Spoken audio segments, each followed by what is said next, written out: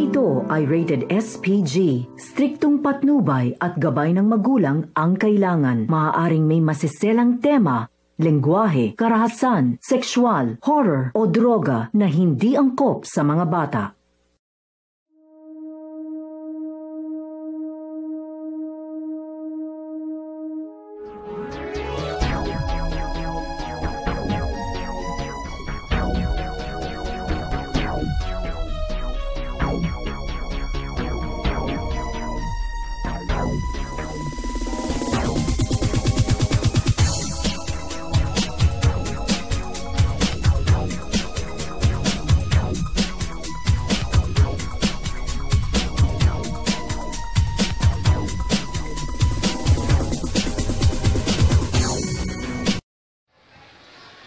Si Glyza, wag na wag niyo akong pag-uusapan. Ang ayoko sa lahat ay yung sinisigawan ako. Pues ako makakalaban niyo. Kaya huwag kayong pahuhuli sa akin, kundi patay kayo. Ang ayoko sa lahat ay tatanga-tanga. Dahil ako si Glyza, ang bidang mga dito.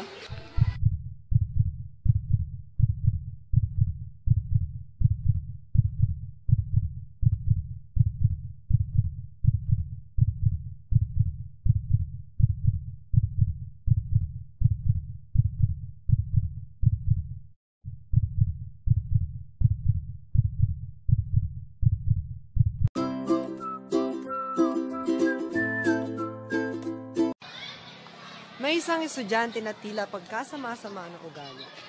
Halos lahat ata ng kanyang kamag-aral ay nilait na saktan na niya. Pili na lang ang kanyang natitirang kaibigan.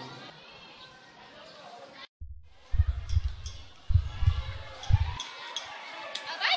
Tignan mo nga yung dinadaanan mo. Anong aray? Ikaw nga itatanga-tanga yan eh. Chelang pa! Kaya selfie tayo. Sige. Yan lang ba si Glyza? Si Glyza, oo, pero di ko pa siya nakakausap. Oo, ang sakit naman itong dalawang bobong to. Pwede pa lumayas ka sa harapan ko, panira ng araw. Oo, ang ganda ah. Oo, eh. Si Glyza ay may lagi siyang nakakaaway. Nang minsan siya ay pumunta sa karinderya.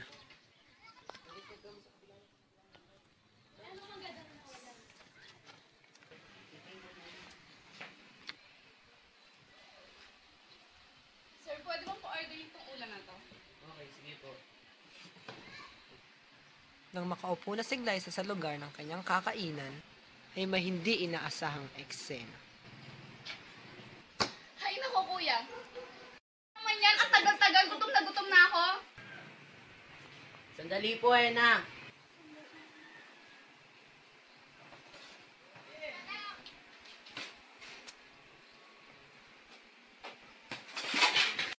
Sorry. Sorry? Po, ma'am. Ano magagawa ng sorry mo? Ba't ba ang tanga-tanga mo? Gusto mo yung padimanda kita? Nakakabustos ka na ba? Sorry po. Eh, Pwede ba mo akong hawakan? Uy!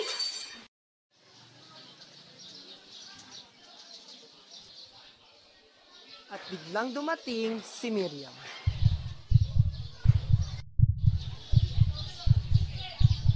Miriam, sorry na please. Sana mapatawad mo ako. Talaga? Huwag mong gawin sa kapwa mong ayaw mong gawin din nila sa'yo. Wala na akong magagawa. Sa akin, Miriam.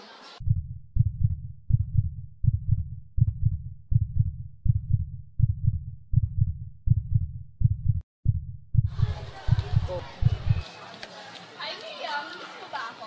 Hindi ako. Aray! Teka lang. Kwenta mo! Dito.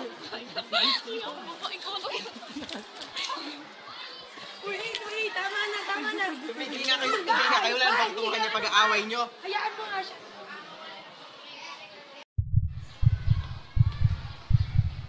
Wow, chicks.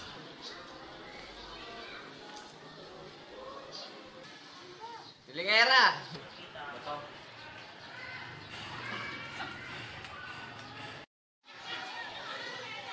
Maya-maya'y napagod na si Glyza sa kakapapansin upang humanap ng makakasama at makakausap.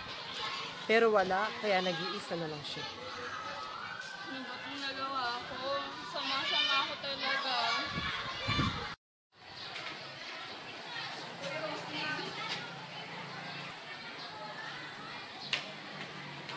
Uy, Kenneth! Pwede ba tigilan mo ako? Ayoko sa'yo.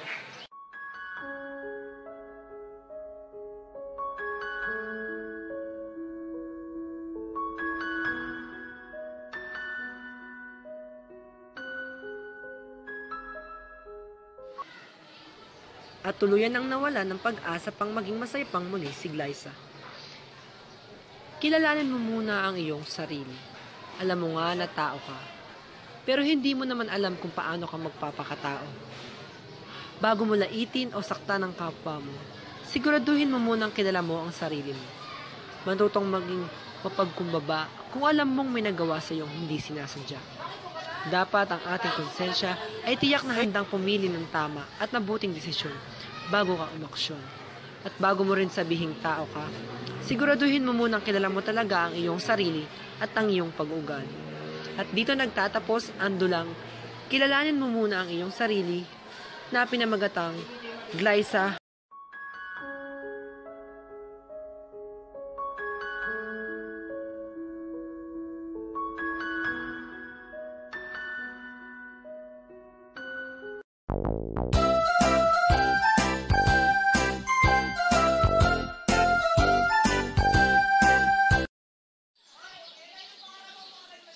William, sorry na please. Sana mapatawad mo ako. Talaga? Huwag mo gawin sa akin. Ay! Sino ka kaya? Feeling maganda ka pa na? Ay, walang yan! Tumigil na kayo. Glyza ay may lagi siyang nakakaaway. Nang misan siya ay pumunta sa karinderya upang kumain.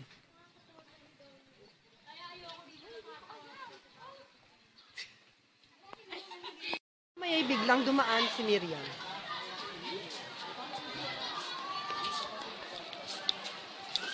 William, sorry na please. Sana mapatawad. Eksena. Hay naku kuya, ang tagal-tagal, gutom na ako. Sandali po, na.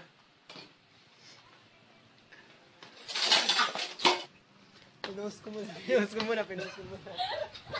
Bakit? O, teka muna, hindi pa go. Bakit di ka Hindi pa go. Go, bibidyo. O, dali, Ano sakpan. sasabihin ko? Meseno. Anong magagawa? Anong sorry? Anong magagawa? Ano sorry? Teka lang. 1, 2. Teka lang, hindi ko Ano alam. gagawin ko? Di ko rin alam gagawin. Ay, andyan. Teka, Ay, guys. matatapos na. Sabi,